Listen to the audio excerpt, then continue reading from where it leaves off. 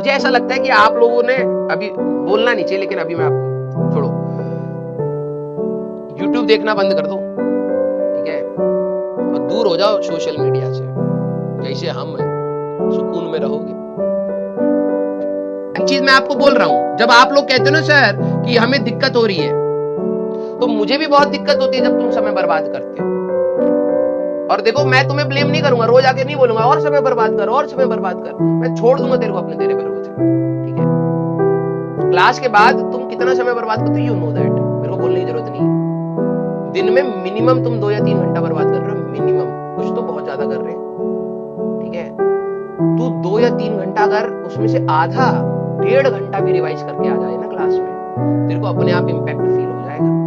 लेकिन तू कहां करेगा भाई, तू तो ख्याली पुलाव बना रहा है। तेरे को तो ये ख्याली पुलाव है ना, तेरे को अच्छा कॉलेज मिल जाएगा बस, ऐसे मिल रहा होता ना, सब लोग लेके बैठे होते बेटा, ठीक है। कर कर कर कर आराम से कर, ठीक है। देख भाई, मैं ईमानदारी से अपना बेस्ट कर सकता हूं, तू अपने ईमानदारी से बेस्ट पर भी नहीं आ रहा है, यही दिक्कत है। मैं ईमानदारी से अपना बेस्ट दे सकता हूं और दे भी रहा हूं, लेकिन दिक्कत यह है कि तू अपनी ईमानदारी से अपना बेस्ट का क्या, उसका 50% भी नहीं दे रहा है।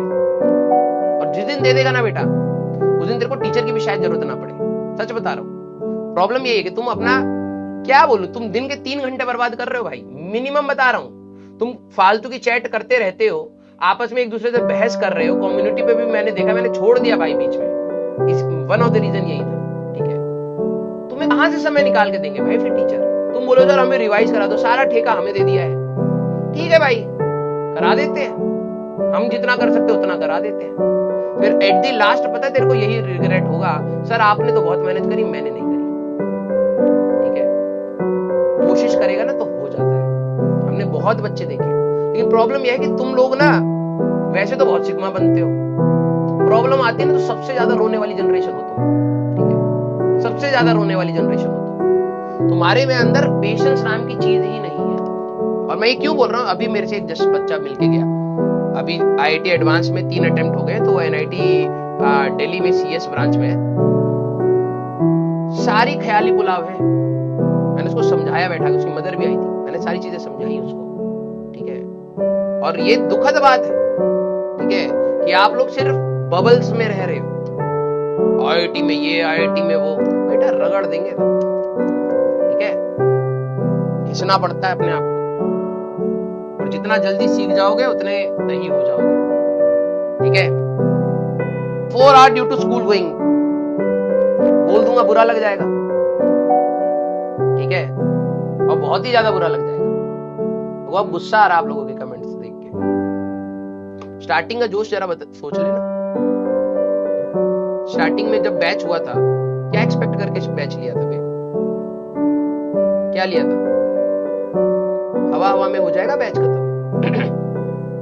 ओरिएंटेशन जब लिया था ना तुम्हारा, जाके देख लेना वीडियो, मैंने आपको पहले ही बोला था, ये आपकी लाइफ की ना सबसे कठिन क्लास है, 12वीं से आसान है, ठीक है।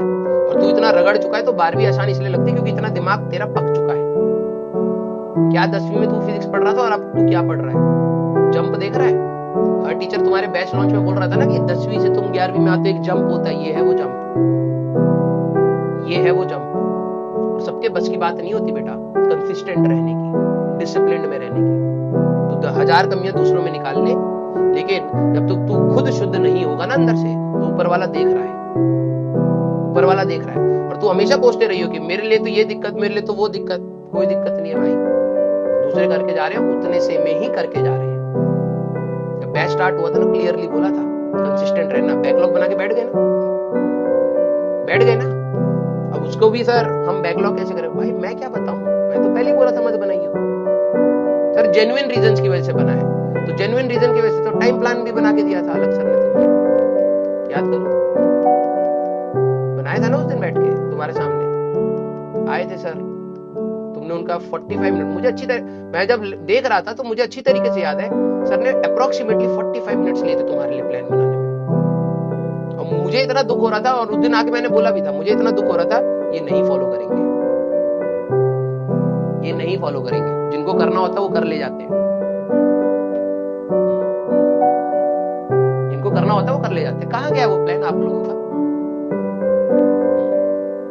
गया उस पे? क्यों सर का समय खराब किया आप लोगों ने?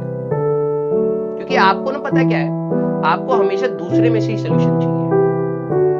आपको लगता है कोई ऐसा कोई बता दे बस कि प्रॉब्लम सॉल्व हो जाए।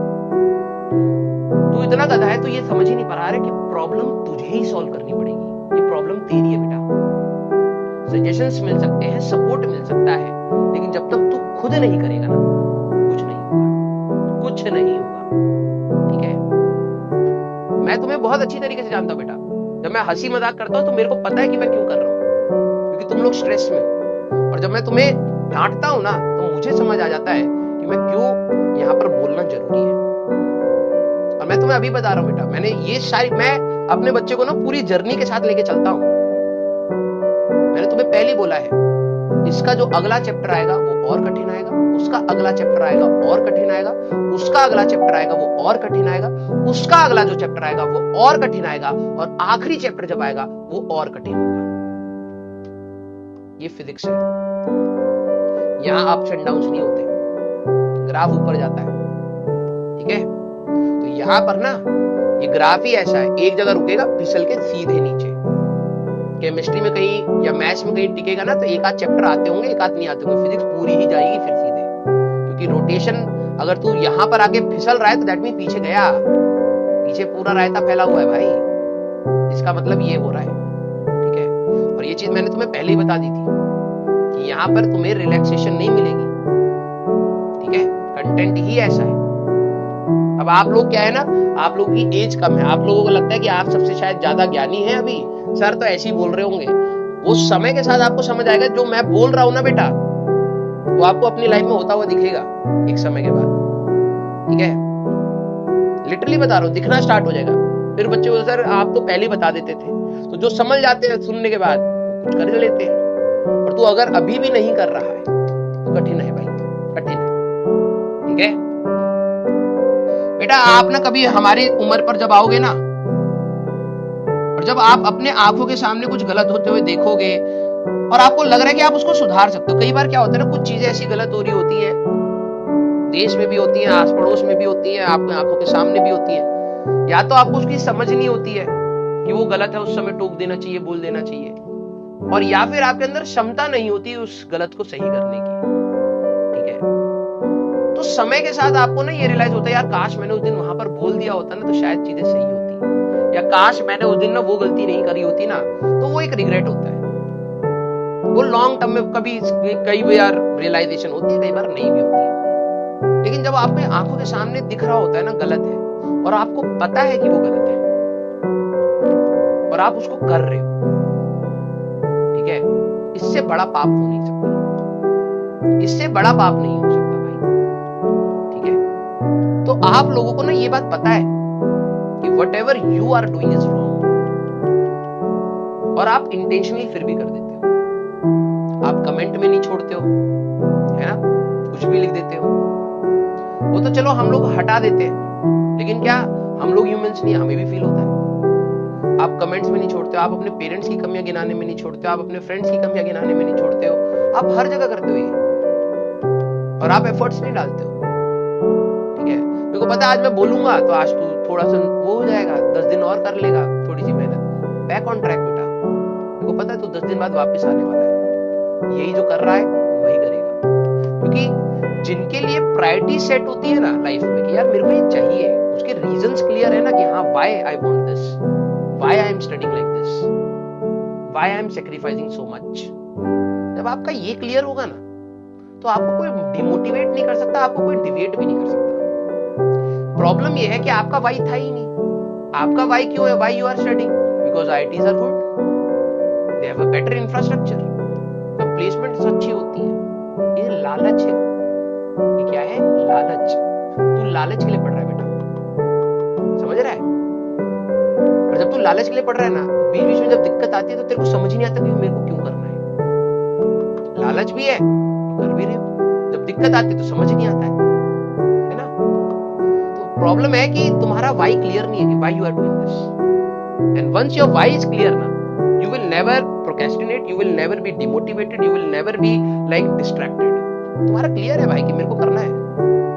तुम अगर घर में तुम्हें कोई चीज चाहिए होती है लगा देते हो घर पे, पापा फोन चाहिए, बाइक चाहिए एंड सो जो आपको चाहिए होता है।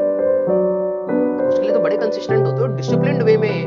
क्लास घर पे तुम खाना छोड़ देते हो, हेल्थ पर आ जाए कोई नहीं, घर वालों को दिखना चाहिए, क्योंकि वहां तुम्हारा वाई क्लियर है, बिकॉज यू वांट इट। उसके लिए तुम अपने पेरेंट्स को भी दुखी कर सकते हो। ये है तुम्हारे अंदर बेटा, बोलूं या ना बोलूं, है तेरे अंदर।